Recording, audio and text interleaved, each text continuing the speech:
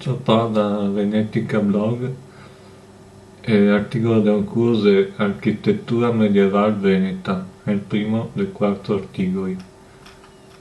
Ciò sempre da Leonardo Veneto, digitalizzazione del testo del Senado 2022 de Leonardo Veneto 2022, riproduzione autorizzata dall'Accademia della Buona Creanza.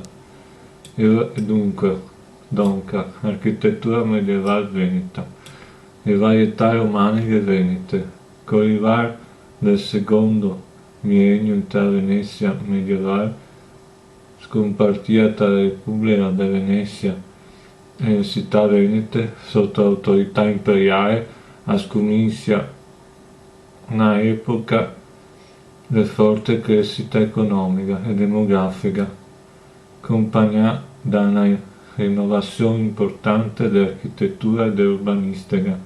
Verona è la più continuità di tutte e farà sue novità del romanico, lombardo e emiliano, rielaborando un stile romanico veronato a sé originale e innovativo.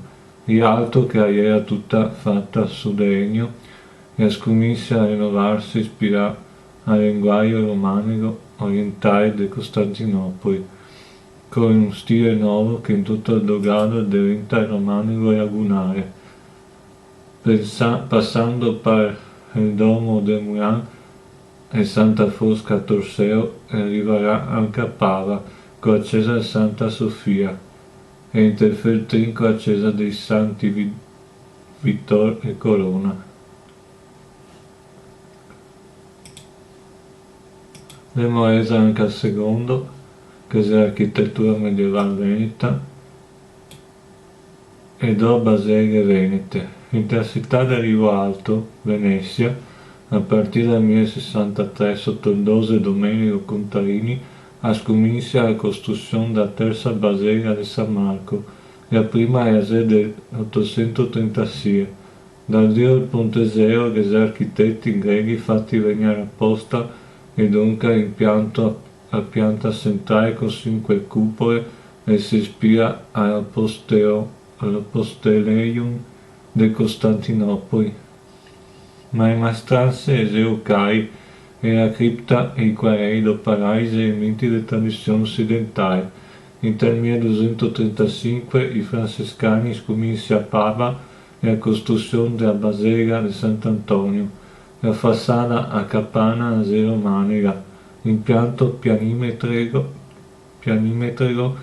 e strutturale è gotico, ma è 8 cupole e va da San Marco, onde che nei primi anni del 1200 aveva appena rialzato quelli della fabbrica containiana, e le torri sottili viene dai minaretti dell'architettura islamica.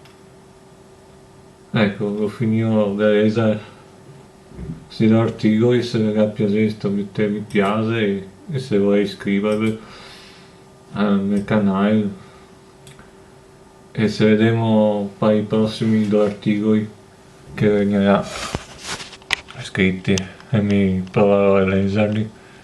Dunque se vediamo.